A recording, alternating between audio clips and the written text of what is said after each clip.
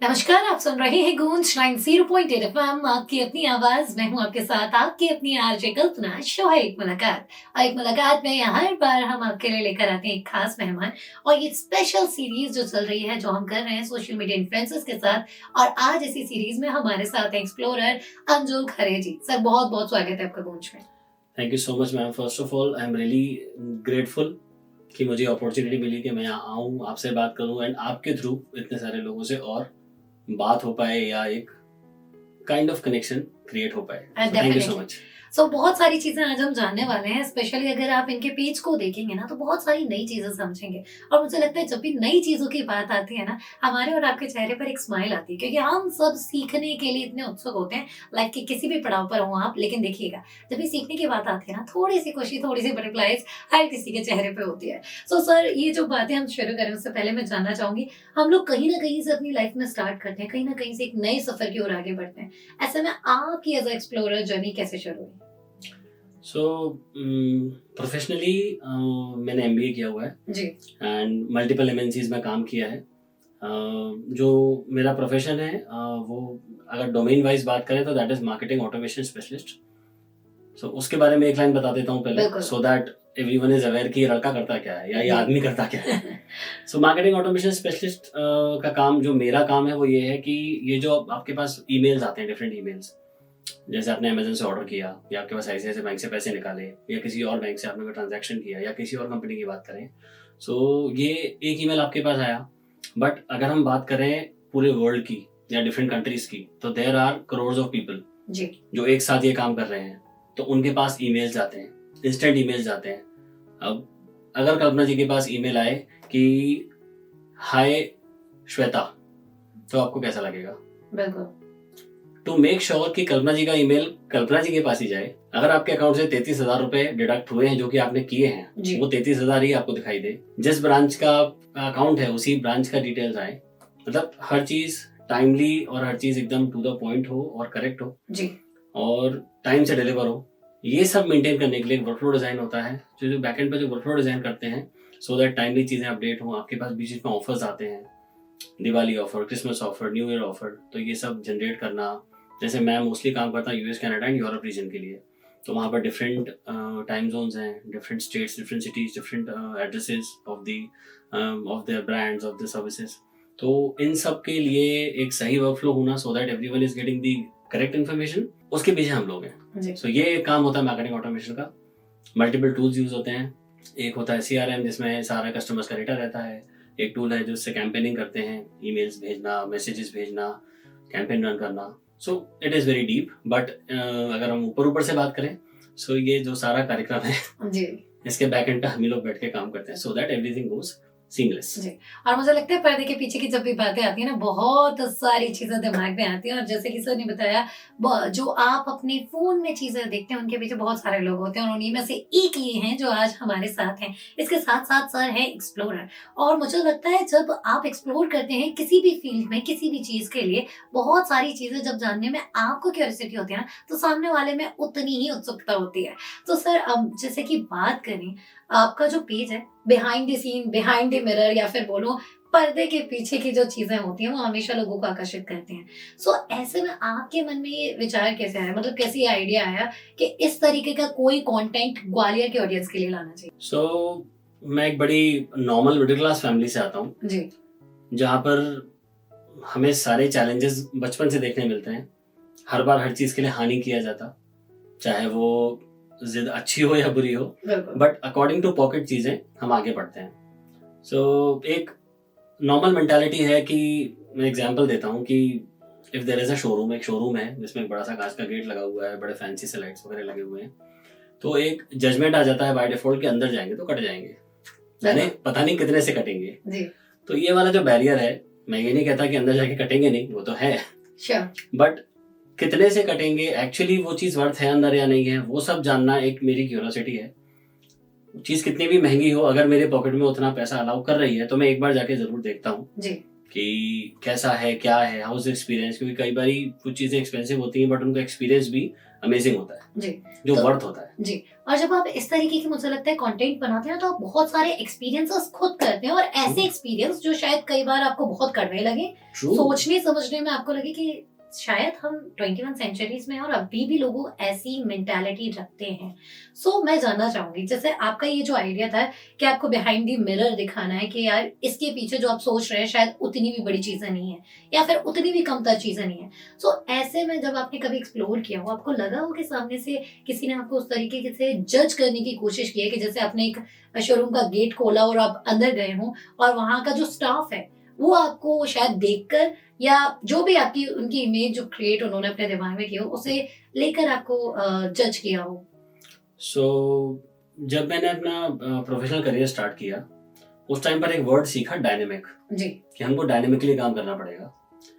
तब तक डायनेमिक, जब तक मैं जॉब में था, स्टिल वर्किंग, बट जी जब तक मैं जॉब में था, सो तब तक डायनेमिक का मतलब ये था कि आपको साथ साथ 4-5 काम करने हैं, आपको कुछ सोचना भी है, साथ में आपको किसी को रिवर्ट भी करना है, साथ में आपको सॉफ्टवेयर भी चलाना है, साथ में आपको टीम भी संभालनी है और साथ में आपको अपना पर्सनल लाइफ भी देखनी है कि प्रोफेशनल और पर्सनल चीजें बैलेंस रहें। जी मुझे डायनेमिक मतलब ये पता था। अब पता चला डायनेमिक क्या होता है, जब कहीं पर घुसते हैं तो लोग आपको जज कर रहे हैं बिल्कुल और उनके सिर्फ the way they look at you, आपका सारा कॉन्फिडेंस नीचे चला जाएगा। बिल्कुल वो आपको इतना गंदा जज करेंगे कि मतलब आप दुनिया के सबसे फालतू जो इंसान है ना, वो आप हैं और आप जबरदस्ती यहाँ आ गए हैं और पता नहीं क्यों आ गए। So I have face this many times, but अब वही वाली चीज है कि जितने लोग उतने टाइप की फीलिंग्स, उतने टाइप के एक्सप्रेशंस, बट जो हमें करना है वो करना है। जी तो कहीं पर अप्रिसिएशन मिलता है, कहीं पर कुछ लोग बड़ा हार्श रिप्लाई भी कर देते हैं। सो इसके बारे में मेरा सोचना ऐसा है कि अगर हार्श रिप्लाई कर दिया तो कर दिया, उसका कुछ कर तो सकते नहीं है। बिल्कुल अब या तो मैं उससे बैठ के लूडो टाइम खराब करूँ, उससे बहुत बेहतर ये है कि मैं वही टाइम कहीं और लगाऊं, कुछ और सीखूं, देखूं, अच्छे लोगों से मिलूं, अच्छी बॉन्डिंग हो, जी अच्छी चीजें, अच्छी मेमोरीज क्रिएट हो। सो जब हम ऐसी चीजें करते हैं ना, कुछ नया, मुझे लगता है सोसाइटी में जब भी कोई नया या फिर आउट ऑफ द बॉक्स जाकर कोशिश करता है ना, वो हमेशा क्वेश्चन मार्क के अंदर आता है कि क्यों आपने ये चीजें स्टार्ट की। और आज जैसे कि आपने बताया कि आपको चीजें जानने की क्यूरियोसिटी थी कि यार क्यों पीछे है ये सारी चीजें चल रही हैं। सो इसी के साथ बात करूं, जब भी हम बात करते हैं किसी लोकल चाय की, ठेले की चाय की बात करूं स्टारबक्स की चाय की, एक बड़ा डिफरेंस है। आपने एक्सप्लोर स्टारबक्स किया होगा, तो आपको क्या लगता है, मतलब चाय में उतना ही डिफरेंस था और जो अमाउंट रखा गया है क्या अभी वो वर्थ इट लगता है आपको? सो हम इसमें थोड़ा सा कंपैरिजन गलत कर रहे हैं। जी हम चाय से चाय ना कंपेयर करें, हाँ क्योंकि चाय तो any which ways best is टपरे की, okay to be very honest. Definitely coffee जितनी अच्छी है, हम अगर उसको अच्छे से घर पे बनाएंगे तो कॉफी शायद ज्यादा अच्छी बना लेंगे। The thing is Starbucks is charging for the ambience, वो जो माहौल आपको दे रहा है, जो सूदिंग माहौल होता है, एक गुस्से से जो आपको एक फ्रेग्रेंस आती है, जिससे यू फील गुड, जिससे आपको एक एक्चुअल कि हाँ हम कहीं कॉफी पीने आए हैं। हम घर पे बैठ के भी कॉफी चाय पीते हैं सेम माहौल में, जी बट वो कॉफी फील करने के लिए स्टारबक्स ने वो माहौल दिया है। और फिर जिस तरीके के खर्चे उस तरीके के चार्जेस, उनको जी। भी चीजें मेंटेन करनी है, क्योंकि 4 स्टोर में से 2 चल रहे हैं, एक नहीं चल रहा है, बट जी। चलाने चारों है। तो वो और मुझे लगता है जैसे जैसे ये शो ऑफ वाली टाइम चला है ना, वो उसने हमसे बहुत सारी चीजें ली भी हैं और दी भी हैं, क्योंकि जो आप अपनी पिक्चर परफेक्ट जगह ढूंढ रहे हैं उसके पीछे बहुत सारी ऐसी चीजें हैं जो शायद आपको नहीं पता है। बट कई सारे लोग ऐसे भी हैं जो इस मिरर के इस साइड आने में बहुत बार सोचते हैं, क्योंकि शायद जहाँ हमारे और आपके लिए 250 रुपए की कॉफी नॉर्मल है, वहां पे शायद वो लोग बहुत सारी चीजें थॉट करेंगे कि यार इसकी हम ये भी कर सकते हैं, ये भी कर सकते हैं, ये भी कर सकते हैं, क्योंकि उससे एज अ बड़ा, common family. Sorry to cut you, but उससे बड़ा एक इशू ये है कि जो खर्च करने के मूड में भी है जी कि चलो एक बार ट्राई करें, जी वो डरता है अंदर के लोगों के एक्सप्रेशन से कि अंदर जाऊंगा तो लोग क्या सोचेंगे, लोग जज करेंगे कि मैं क्या पहने हूँ, हाँ लोग जज करेंगे पहली बार आया है। जी तो इंसान कहीं ना कहीं उस डर के कारण अंदर नहीं जाता, एक्सपीरियंस नहीं लेता है, विच आई थिंक कि नहीं होना चाहिए। भाई मेरे पास 250 रुपए हैं जी and I am capable to pay, मैं तो जाऊंगा पीऊंगा। जी अब वो मेंटालिटी हर किसी की है नहीं है, जी। इसीलिए उस चीज से हम वंचित रह जाते हैं। तो जो जैसे करना आपके साथ, जैसे आपने एक्सप्लोर किया होगा, तो आपको बहुत सारे ऑब्वियसली जजिंग आपको फैक्टर से फेस करना ही पड़ता है। कभी ऐसा लगा कि यार आप छोड़ते हैं क्योंकि यहाँ पे चीजें बहुत, मतलब हमारे से कंट्रोल से तो बाहर जा रही हैं, मतलब लोगों का देखने का नजरिया, आपको जज मैं- करने का नजरिया, या फिर आपको कुछ इवन जब सर्व भी करते हैं तो वो शायद कहीं ना कहीं जो स्टाफ होता है वो आपको जज करता है, वो समझ जाता है कि ये बंदा पहली बार आया है, तो इसके True. साथ थोड़ा सा हम ऊपर हो जाते हैं और इसे बताते हैं कि भाई आप पहली बार आए हो। ट्रू। सो मैं नाम नहीं लूंगा, बट मैं एक बहुत अच्छे होटल में गया था, ग्वालियर के होटल में। जी सो मेरी वहाँ के मैनेजर से ऑलरेडी बात हुई थी कि I want to shoot here, उनका एक फेस्ट चल रहा था और मैंने उनसे सिंपली कहा था, सो मैंने उससे कहा था मुझे शूट करना है। और जनरली यहाँ पर दो चीज़ें चलती हैं, एक चलता है बार्टर कि आप हमको शूट करने तो हम आपका कंटेंट क्रिएट करके आपको मार्केट करेंगे, बिल्कुल, एंड सेकंड इज कि मैं आपके लिए शूट करने आ रहा हूँ तो आप मुझे पे ठीक करो। है, अब वो जो पे ले रहे हैं वो लोग काफ़ी टाइम से हैं, उन्होंने अपनी एक वो इमेज बना ली है, और ऑब्वियसली अब जब इंसान कर रहा है तो उसका मेरा कुछ तो पैसा मिलना चाहिए, तो वो चीज़ गलत नहीं है। आई बीइंग मी और एक नया इंसान जो मार्केट में आया था इस कंटेंट क्रिएशन के मार्केट में, सो मैंने पहले कह दिया था कि सर आई विल पे, जो भी हम खाएंगे, मैं और मेरे जो कैमरामैन है, हम दोनों लोग जो भी खाएंगे I will pay for that, but आप मुझे शूट करने दीजिए। ये मेरे इनिशियल डेज की बात है जी, उन्होंने कहा ठीक है सर, ओके डन। उस टाइम पर मेरे सब्सक्राइबर्स थे 48 फॉलोअर्स थे, जी, तो उनके लिए भी वो चीज़ विन विन थी कि हाँ 48 फॉलोअर्स में क्या ही मैं इसको दूं, ठीक है करने दो। जी, सो आई स्टार्टेड दैट, मैंने पे किया। अब जो मुझे वहाँ पर सर्विस कर रहे थे उनको ये बात नहीं बताती कि ये बंदा पे करने वाला है, तो वो साइड से इंटेंशनली बोलते हुए निकले, एक और फूड ब्लॉगर आ गया फ्री का खाने के लिए। मेरा पूरा का पूरा जो एक टेम्परामेंट सेट था about shooting, about the explanation, जो मैं खा रहा हूँ मुझे कैसा लग रहा है, इमेज कैसी लग रही है, वो सब एक पूरा, अभी ये कॉन्वर्सेशन है, अचानक से आप कुछ और बात करेंगे तो पूरा एक फ्लो ब्रेक हो जाएगा, बिल्कुल, वो फ्लो ब्रेक हो गया। मेरे कैमरामैन ने सुना या नहीं सुना, आई एम नॉट श्योर, मैंने सुना और एकदम से मेरे एक्सप्रेशन चेंज और हमने 10 मिनट का पॉज लिया। मैंने उनको बुलाया ना भाई साहब पे करके खाएंगे, मैनेजर साहब से बात हो गई है, अब आप कृपया हमको शूटिंग करने दें। जी, मैं लिटरली बोला, मैनेजर की बात पहुंची, मैनेजर ने इंस्टेंटली जो है वो उसको बोला कि भाई ये क्या तरीका है। उन्होंने अपने हिसाब से वो स्टेप्स उठाए, बट द थिंग इज कि वहाँ जो लोग काम कर रहे हैं उनके लिए एक मेंटालिटी हो गई है कि ये आए हैं तो ये फूड ब्लॉगर बनके ये फ्री का खाने आते हैं। जी, उनको इंटेंट पता ही नहीं है कि एक्चुअल एम क्या है या एक्चुअल जो विजन है वो क्या है, कि ये क्या करना चाहते हैं। कि कहीं ना कहीं अगर आज 48 फॉलोअर्स हैं, कल 480 होंगे, 4800 होंगे, बिल्कुल, तो कहीं ना कहीं आपका कंटेंट जो है काम आएगा। जी। सो इस टाइप की चीजें हुई है मेरे साथ। जी, तो मुझे लगता है जैसे आप और हम देख तो लेते हैं सोशल मीडिया पर एक 30 सेकंड की रील या फिर 25 सेकंड की रील, लेकिन उसके पीछे मेहनत बहुत होती है। और जब आप मेहनत करते हैं और आपको शायद वो चीजें ना मिले, उससे वो आउटकम ना मिले जो आप चाहते हैं, तो दिल दुखता है। और ऐसे बहुत सारे इन्फ्लुएंसर हैं जो लगातार कोशिश कर रहे हैं, तो बस कंटिन्यूटी में करते रहिए। सर, इसी के साथ जानना चाहूंगी, जब आप रील बनाते हैं ना, एक सबसे बड़ा क्वेश्चन आता है अर्निंग का। बहुत सारे ऐसे नए इन्फ्लुएंसर हैं जो आ रहे हैं, तो क्या अगर मैं, जैसे आप जॉब भी, आपने बताया कि आप जॉब में भी रहे, तो क्या जो अर्निंग हमारी आती है और जो जॉब में हम, वो इक्वल हो पाती है, या कभी हमें लगता है या आपको कभी लगा कि यार नहीं, इससे बेटर हम जॉब में थे? अभी तक मैंने अर्न करना स्टार्ट नहीं किया है। जी, एक दो जगह से ऑफर्स भी आए हैं, तो वो ऑफर मुझे उतने समझ नहीं आए, क्योंकि उनका ये कहना था कि हम पे करेंगे बेटा, सबकी हर चीज की तारीफ करो। ओके, और मेरे साथ थोड़ा सा ये है कि अगर मैं पैसे लेके तारीफ करने ही बैठ गया तो फिर थोड़ा सा मेरी खुद की डिग्निटी नहीं अलाउ करेगी, बिकॉज मैं जो करने आया हूँ वो ये करने आया हूँ कि जो चीज़ अच्छी है वो एक्चुअली अच्छी है, आप पैसे दो या ना दो मैं बोलूंगा। बिल्कुल, बट जो चीज़ एवरेज है, मे बी मैं कैमरे पे नहीं बोल रहा, बट मैं उनको बोल देता हूँ कि भैया इसको थोड़ा सा और ऐसा करके देखिए ना प्लीज, या आपके जो भी रेगुलर कस्टमर्स हैं उनसे पूछिए, जी, ये चीज़ तो बहुत ही पथेटिक थी, इसको तो आप काम करिए करिए। जी, बट उसको मैं रील पे डाल के उछाल दूं तो वो अननेसेसरी का एक स्टंट हो जाएगा। बिल्कुल, बट मेरी कोशिश ये रहती है कि मैं उसी चीज़ को अच्छा बताऊं जो अच्छी है, अमेजिंग है। और अगर आप मेरा चैनल देखेंगे तो जैसे क्लार्कसन या रेडिसन जी, या किसी प्रॉपर्टी की बात करें, तो वहाँ पर वहाँ के शेफ हैं या जो भी लोग हैं उन लोगों से इतनी अच्छी बॉन्डिंग हो गई है कि वो पहले बात कर लेते हैं कि भाई इसमें ऐसी चीज, ऐसी ये दिखाएं, ये ऐसा करें, ये ऐसा करें, तो वैसे भी इतना सब कुछ बेस्ट देते हैं कि बुराई वाली बात आती नहीं। और डेफिनेटली चीजें बहुत बदलती हैं, बट आपको भी यार ये सोचने और समझने की बहुत जरूरत है कि आप जो सोसाइटी को दे रहे हैं वो एक कहीं ना कहीं पॉजिटिव वे में जाना बहुत जरूरी है, क्योंकि कहीं ना कहीं किसी की भी डिग्निटी हो, सोशल मीडिया पे नो डाउट हमें ये अथॉरिटी है कि हम अपनी चीजें रखें, अपनी बातें रखें, लेकिन उतनी भी नहीं जिससे किसी और को हार्म हो जाए। समझिए, एक थिन लाइन है और वो थिन लाइन समझनी बड़ी जरूरी है। सर, इसी के साथ एक और बात मैं आपसे जानना चाहूँ, होटल्स की जैसे अभी आपने बात की या कहीं की, और मुझे लगता है आज के इस पॉडकास्ट में हम लोग डिस्कस करें सिनेरियो की, कि लोगों का सिनेरियो क्या होता है। जैसे आपने बिहाइंड द बॉक्स जाके ये चीजें, ये आइडिया आप लेकर आए, ये कंटेंट आप लेकर आए, बट बिहाइंड द बॉक्स की बात करूं, होटल्स की जब भी बात आती है ना, जब भी आप किसी बड़े होटल में जाएं, ट्रेडिशन हो गया या फिर कोई भी, जो हम ग्वालियर के टॉप रखें।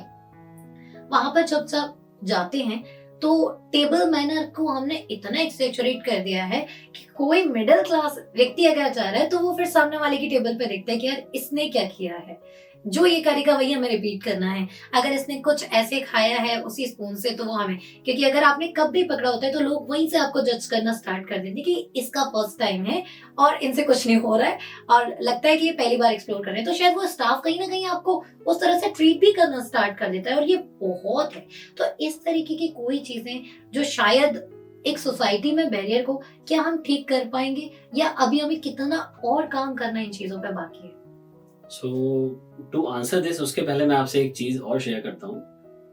अभी रिसेंटली मैंने जो हमारे ग्वालियर की महारानी जी हैं जी उनके साथ इंटरव्यू किया है जी आपको पेज बिल्कुल, पर दिख जाएगा। मैंने देखा। जब मैं उनके सामने गया तो आई वाज शिवरिंग, हम्म, क्योंकि वो गैप इतना नहीं था, गैप इतना था। डेफिनेटली। महारानी जी के सामने जाना एक बहुत बड़ी बात है। मुझे 40 मिनट का विंडो मिला था, but the way conversation started, और उसके बाद उन्होंने शुरू के आधे घंटे तो उनके स्टाफ ने, जो भी उनके साथ चल रहे थे लोग, क्योंकि महारानी जी हैं तो उनके साथ बहुत लोग हैं, जी सब लोगों ने इतना अच्छे से सपोर्ट किया। एंड हाफ एन आवर में ऐसा हो गया था कि या तो मैं उनका फैमिली मेंबर हूँ या हम ऐसे लोग हैं कि हम रोज मिलते हैं। जी उन्होंने पहले मुझे कंफर्टेबल किया, उसके बाद जब कुछ खाने की चीजें आई, अब आप लंच में क्या खाते हैं जनरली? रोटी सब्जी दाल चावल। मैं भी। मैम ने हमको लंच ऑफर किया तो उसमें था लजानिया, पास्ता, ब्रोकली सैलेड। अब ये चीजें हम कब खाते हैं? जब हम पार्टी करने जाते हैं बिल्कुल कि चलो आज तो भाई व्हाइट सॉस पास्ता विद लजाने खाएंगे या समथिंग एल्स, पैकेटी वगैरह कुछ खाएंगे। बट वो मैम को मुझे दिख रहा था कि मैम को समझ में आ रही है वो चीज। हाँ, कि एक तो मैम बीइंग मैम, हाँ, और उनके सामने ये इंसान बैठा हुआ है जो एक ग्वालियर का आम नागरिक है, वो बैठ के खाना खा रहा है तो वो डर रहा है। उन्होंने इतना कंफर्टेबल किया मुझे कि वो इतने आराम से खा रही थी, बिल्कुल बिना मेरी साइड देखे, कि वो नए शो किया कि मुझे तो मतलब ही नहीं है तो जैसे खाना का। तो उससे मैं बड़ा कंफर्टेबल हुआ और मुझे लगता है कि हमें भी ये करना चाहिए। सामने वाला स्पून से खाए, फोक से खाए, नाइफ से खाए, हाथ से खाए, पे करके खा रहा है ना, बिल्कुल उसको शांति से खाने दो, ना तो जज करो ना कराओ। बिल्कुल। लेकिन इसी जजमेंट के चक्कर में कि यार तुझे खाना नहीं आता है, वहां जाके क्या करेंगे? अगर आपको चॉपस्टिक से खाना नहीं आता है तो कहीं लिखा थोड़ी है कि वो आपको मार देगा, फोक उठाओ खा लो। बट लोग नहीं करते हैं, वो पहले चॉपस्टिक उठाएंगे, खाएंगे, फिर 2 नूडल गिराएंगे, फिर बड़बड़ा के केचप गिरा देंगे। तो ये चीजें मैंने देखी है। जैसे मैं गुड़गांव में, मेरा ऑफिस था गुड़गांव का, साइबर आपने देखा होगा, साइबर हब जी। साइबर हब एक अपने आप में लगता है कि आप तो आ गए, अमेरिका आ गए या किसी बड़ी कंट्री में चले गए। वहाँ का पूरा लाइफस्टाइल टोटली अलग है, बहुत एक्सपेंसिव खाना पीना, बहुत हाई प्रोफाइल लोग हैं वहाँ पर, सारी चीज़ें हैं। वहाँ पर इंसान एकदम से डीमोटिवेट हो जाता है कि अभी तो हमने कुछ देखा ही नहीं है। बट मुझे ऐसा लगता है कि हमें वहाँ जाना चाहिए। देखा नहीं है तो क्या है, पैसे है ना, खर्च करने का मन है ना, कर दो। परेशानी तब होनी चाहिए जब वो बोले कि नहीं भाई साहब हम आपको घुसने नहीं देंगे, और ऐसा वो करेंगे नहीं। आप चाहे यूके पे चले जाइए, if you have the money, baby वहाँ का स्टाफ जज करेगा, बट इग्नोर देम, क्योंकि आपको पता है आप जो खाओगे उसका पे करके आओगे। हमें परेशान तब होना चाहिए जब हमें पता है कि हम खा के आएंगे बट देने के पैसे नहीं है। जी। तो जब पैसे हैं तो जाओ खाओ एंड फ्री रहो। डेफिनेटली। और अपनी वर्थ समझनी होगी आपको, क्योंकि याद रखिए आपका थोड़ा सा सेल्फ कॉन्फिडेंस अच्छों को उनको बता सकता है कि आपके पास बहुत पावर है, बहुत कैपेसिटी है चीजें करने की, एक्सप्लोर करने की, इवन उस जगह बैठने की जहाँ पर शायद अभी आप सोच रहे हैं, समझ रहे हैं या फिर आगे बढ़ना चाहते हैं। तो अपनी बात को एक सिंगल लाइन ही रखना है दिमाग में जी, कि हम इनको बिजनेस देने आए हैं। बिल्कुल। तो ये छोटी छोटी सी चीजें हैं जो याद रखना है, क्योंकि कई बार हम यही सोचकर अपने सेल्फ कॉन्फिडेंस को इतना डाउन कर लेते हैं कि शायद हम कभी मिरर के उस पार जाने की हिम्मत नहीं कर पाते। तो बैरियर तोड़िए, मिरर के उस पार जाइए, क्योंकि दुनिया आपके लिए है। और क्या होगा, ज्यादा से ज्यादा शायद आप कोई बैड एक्सपीरियंस लेकर आएंगे, लेकिन अच्छी बात ये होगी कि आपके पास एक्सपीरियंस होगा, अच्छा हो या बुरा, आपने बकेट लिस्ट में दोनों रखिए, क्योंकि चीजें से हम सीखते जरूर हैं और जीवन में सीखना सबसे ज्यादा जरूरी है। तो सर, अब बहुत सारी बातें मैंने अभी आपसे जानी, ऑटोमेशन की फील्ड में आप थे, है ना, और अब आप एज अ कंटेंट क्रिएशन, सो कितना डिफरेंस लगता है? कुछ कभी फैमिली ने आपको कहा कि आपको इस तरीके का कुछ ट्राई नहीं करना चाहिए? मेरी फैमिली ने तो मुझे सपोर्ट किया कि you are good in this, why you are not trying, you should go. उन्होंने मुझे सपोर्ट किया जी। सबसे बड़ा अगर मैं मानूं सपोर्टर के तौर पे कौन सामने आया? 2 लोग हैं जी, my wife and my brother. Okay. दोनों लोगों ने, मतलब वो तो दोनों एक जैसी बातें करेंगे और दोनों बहुत सपोर्टिव हैं, बहुत सपोर्ट करते हैं। और वाइल वर्किंग, जब जॉब करते करते टाइम कैसे निकालना है, कैसे वो करना है, तो उसमें दोनों लोग सपोर्ट करते हैं। अभी भी जब मैं आ रहा था तो कुछ टाइम अपनी वाइफ से बात कर रहा था, कुछ टाइम अपने भाई से बात कर रहा था कि ये, because this is my first experience कि किसी रेडियो स्टूडियो में मैं हूँ, बात कर रहा हूँ। आपके थ्रू कई लोगों के पास मेरे व्यूज जाएंगे, कुछ लोग नेगेटिव कमेंट करेंगे, कुछ पॉजिटिव कमेंट करेंगे, बट एटलीस्ट ये कम्युनिकेशन तो स्टार्ट होगा। जी। सो जैसे कि नो डाउट फैमिली सपोर्ट करना बहुत जरूरी है, लेकिन इसके साथ साथ आपने एक एनजीओ मतलब एक एक्टिविटी आप करते हो मुझे लगता है, और जो आपने हमारे साथ शेयर भी की थी, कुछ ऐसी एक्टिविटी का कोई एक्सपीरियंस जो आपके पास हो, क्योंकि ये बहुत अच्छी चीज है कि जब आप कंटेंट क्रिएट करते हो बट अपार्ट फ्रॉम दिस आप सोसाइटी के लिए भी कुछ करते हो, तो वो आइडिया कैसे आया और फिर वो एक्टिविटी की शुरुआत कैसे हुई? सो हमारे घर में 3 बच्चे हैं जी। एक बेटा मेरे भाई का है 2 साल का, 2 बेटे मेरे हैं, एक 5 साल का है एंड एक अभी 2.5 साल का है। सो इन 3 बच्चों को घुमाने के लिए, शाम को कहीं खेलने जाने के लिए मैंने पूरा ग्वालियर ढूंढ लिया, कोई जगह नहीं है जी। आप किसी पार्क में जाइए तो या तो वहाँ लड़के स्टंट मार रहे हैं जी। या कपल्स वहाँ पर बैठे हुए हैं, या फिर वहाँ पर कुछ ऐसे लोग हैं जो होने ही नहीं चाहिए। एनवायरनमेंट खराब है, अब्यूजिव लैंग्वेज यूज हो रही है। मैं मानता हूँ हमारे बच्चे भी वो चीजें सीखेंगे, वो भी गाली देना सीखेंगे, बट जब सीखेंगे तब सीखेंगे ना, अभी से क्यों सिखाना उनको? जी। अभी उनमें बचपन है तो उनको करें पैम्पर, उनको खेलने दें। तो मुझे जगह नहीं मिलती थी। अब चलो हम तो ठीक है कि फिर मैंने डिसाइड किया हम मॉल जाने लगे, तो कभी डीडी मॉल, कभी डीबी मॉल गए, फूड कोर्ट में, गेम जोन में इनको खिलाया, आ गए।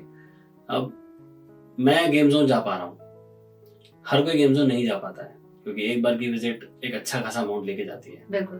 तो बहुत सारे ऐसे लोग भी होंगे जो रोज अपने बच्चों को ले जा सकते हैं, मैं हफ्ते में एक बार ले जा पा रहा हूँ, बट बहुत सारे ऐसे भी जो शायद महीने या साल भर में भी एक बार ले जा पाते होंगे। तो वहां से आइडिया आया कि ऐसा कुछ करना चाहिए कि एक जोन बना दे जहाँ पर बच्चे आए बिना पैसे के टेंशन के, क्योंकि पापा से बोलेंगे बच्चे खेलने जाना है, पापा बोलेंगे पैसा खर्च होना है, अभी बजट नहीं है, छोड़ो।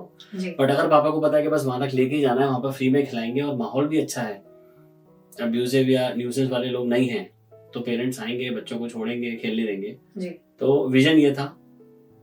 वहां से हम लोगों ने स्टार्ट किया। कुछ कभी हम लोगों ने फूल बाग में इवेंट किए, कभी बाग भवन में इवेंट किए।